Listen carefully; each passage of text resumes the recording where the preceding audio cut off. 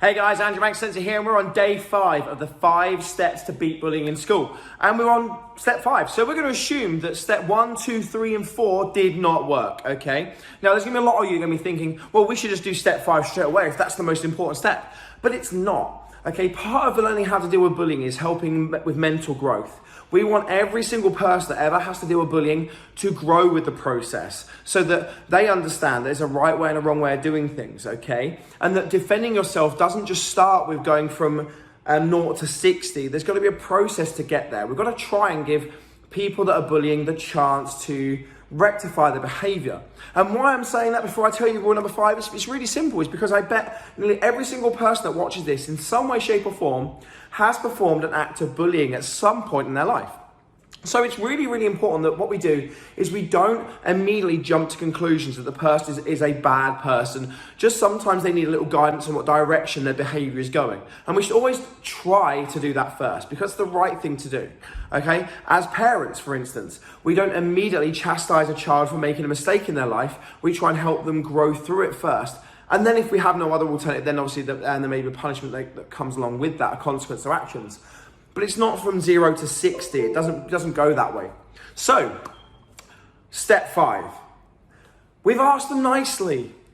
And we've explained it, it's bugging us or upsetting us or whatever. But it hasn't stopped. Step 2, okay, we've told them to stop. So we've taken control. Now that's a really important stage for children especially, to get into that mindset that they are in control of what's happening right now and they have the control to deal with it. Okay, they haven't got to go run into anybody, that they need to try and learn that within themselves, they have that strength to do it. Hasn't worked though, so they go to stage 3. They take control of stage further, they go and tell the teacher. They don't tell tales, they just tell facts, okay, and they give the teacher a chance to resolve it. Then, stage 4, it didn't work. The child decided that they weren't going to listen to the teacher, so therefore they carried on. So you give the teacher a second chance to try and resolve it, because the teacher may not have realised how serious it actually is. So we need to make them aware of that. Okay, we have to give them the chance. The teachers are there to try and help us learn, so we want to give them the chance to rectify this issue. So you're going to go up to the teacher again and explain it, like we said. And guess what? They've had another word and it hasn't stopped. So stage 5 now kicks in. Now stage 5 is very, very important.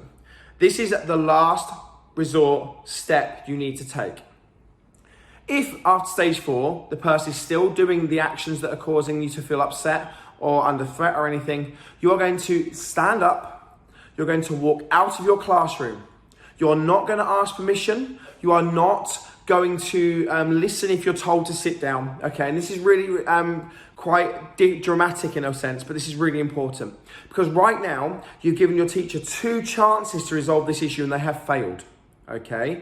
Now, that's not necessarily their fault. The fact is, if someone decides to ignore what's being said to them, it's really hard to do much more than that. But you need to take it higher because clearly that teacher isn't being listened to. So you step up, you stand up, and you walk straight out of your classroom. Now, that's not it though, guys. That's not the end of it, okay? Once you step out of your classroom, you're going to go to your head teacher or the head of your school, okay? You're not going to go to anyone in between. You're going to go straight to the person at the top of the food chain at your school.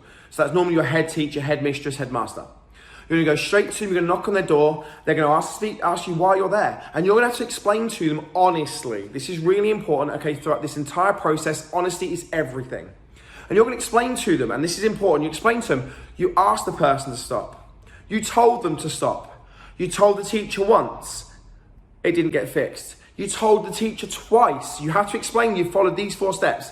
And it still wasn't resolved, and this person was still bullying you. And now, because you don't know what else to do, you're going to them because they're the ones that are going to help you resolve it. Okay? Now, a head teacher is duty bound to make sure you are staying safe. So once you've told them this and you told them you follow those 4 steps, they now have to step in and make sure it is resolved. Okay? Now, this has to be a last resort option. And the reason why is because it's quite a drastic measure. It means you're taking it out of everyone else's hands and the head teacher has to deal with it, okay? We have to make sure we try and deal with it ourselves first before we go on to each additional step. Now, if you got to that stage, it's horrible, but it may be the next thing you need to do. Now, I'm also not going to say to you that it will end here. However, a majority of it will, Okay, because you've now made it very aware that throughout the process, you are not willing to accept it and you're willing to go a stage higher each time to deal with it. Okay, now your head teacher has to step up. Now, here's the other thing though, guys, as part of the 5-step process, when you get home, you need to make sure that you are if you're a parent watching this, get your children to do this, but they need to explain to you and trust you that they can tell you the truth about what's been going on. Okay, so they need to tell you the 5 steps they've done and what's been happening, so you're in the loop.